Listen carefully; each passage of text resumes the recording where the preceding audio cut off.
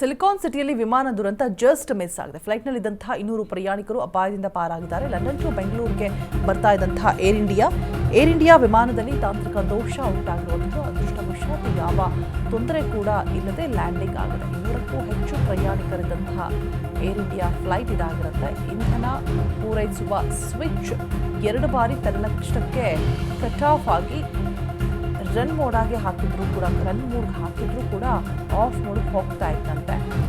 ವಿಮಾನ ರನ್ ಮೋಡ್ನಲ್ಲಿ ಇದ್ದರೆ ಮಾತ್ರ ಸಂಚಾರ ಸಾಧ್ಯವಾಗೋದು. ಕಟ್ ಆಫ್ ಮೋಡ್ಗೆ ಹೋದರೆ ಇಂಧನ ಪೂರೈಕೆ ಸ್ಟಾಪ್ ಆಗುತ್ತೆ. ಯಾವುದೇ ಕ್ಷಣದಲ್ಲಿ ವಿಮಾನ ಪತನಗೊಳ್ಳುವಂತಹ ಸಾಧ್ಯತೆ ಇರುತ್ತೆ. ವಿಮಾನದಲ್ಲಿ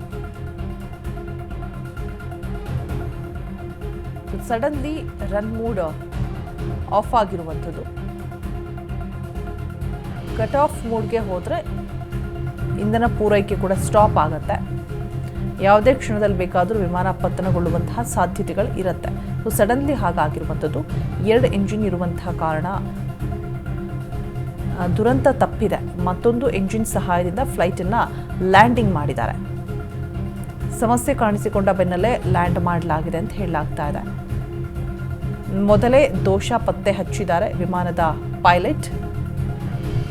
ಹೀಗಾಗಿ ಅತಿ ದೊಡ್ಡ ವಿಮಾನ ದುರಂತದಿಂದ ಪಾರಾಗಿರುವಂಥದ್ದು. ತಾಂತ್ರಿಕ ಸಮಸ್ಯೆ ಯಾವ ಹಂತದಲ್ಲಿ ಕಂಡು ಬಂದಿದೆ ಅಂತ ನೋಡ್ತಾ ಹೋಗೋದಾದ್ರೆ, ವಿಮಾನ ಹಾರಾಟದ ವೇಳೆ ಸಮಸ್ಯೆ ಆಗಿದ್ದೇನು? DGCAಗೆ ವರದಿ ನೀಡಿದ್ದಾರೆ ಏರ್ ಇಂಡಿಯಾ ಸಂಸ್ಥೆ.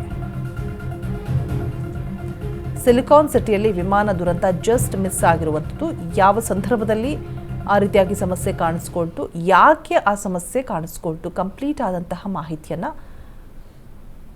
ನೀಡಿರುವಂಥದ್ದು. ಲಂಡನ್ ಟು ಬೆಂಗಳೂರಿಗೆ ಬರ್ತಾ ಇದ್ದಂತಹ ವಿಮಾನ ಜಸ್ಟ್ ಮಿಸ್, ಪತನಗೊಳ್ಳುವಂತಹ ಬಹುದೊಡ್ಡ ಅಪಘಾತ ನಿಲ್ಲಿಸಿದ್ದಾರೆ. ಪೈಲಟ್ನ ಸಮಯ ಪ್ರಜ್ಞೆಯಿಂದ ಭಾರಿ ದೊಡ್ಡ ದುರಂತ ತಪ್ಪಿದೆ. 2 ಇಂಜಿನ್ ಇದ್ದಿದ್ದರಿಂದಾಗಿ ಈ ಒಂದು ದುರಂತವನ್ನು ತಪ್ಪಿಸೋದಕ್ಕೆ ಸಾಧ್ಯ ಆಗಿರುವಂಥದ್ದು. ಸಡನ್ಲಿ ಆಫ್ ಆಗ್ತಾ ಇತ್ತಂತೆ ರನ್ ಮೋಡ್ನಲ್ಲಿದ್ದಂತಹ ಸ್ವಿಚ್. ಆಫ್ ಆದರೆ ಇಂಜಿನ್ ವರ್ಕ್ ಆಗೋದಿಲ್ಲ. ಸೊ ವಿಮಾನ ಪತನಗೊಳ್ಳುವಂತಹ ಸಾಧ್ಯತೆಗಳು ಹೆಚ್ಚಿರುತ್ತೆ. ಸೊ ಆ ಸಂದರ್ಭದಲ್ಲಿ 2 ಸಲ ರನ್ ಮೋಡ್ನ ಆನ್ ಮಾಡಿದ್ರೂ ಕೂಡ ಸಡನ್ಲಿ ಆಫ್ ಆಗ್ತಾ ಇತ್ತಂತೆ. ಸೊ ಸಡನ್ ಆಗಿ ಪೈಲಟ್ನ ಸಮಯ ಪ್ರಜ್ಞೆಯಿಂದ ಮತ್ತೊಂದು ಎಂಜಿನ್ ಕೂಡ ಇತ್ತು, ಅದನ್ನು ಉಪಯೋಗಿಸ್ಕೊಂಡು ಎಲ್ಲಿ ಸಮಸ್ಯೆ ಉಂಟಾಗ್ತಾ ಇದೆ ಅಂತ ಗೊತ್ತಾಯಿತು. ತಕ್ಷಣ ಲ್ಯಾಂಡಿಂಗ್ ಮಾಡಿದ್ದಾರೆ.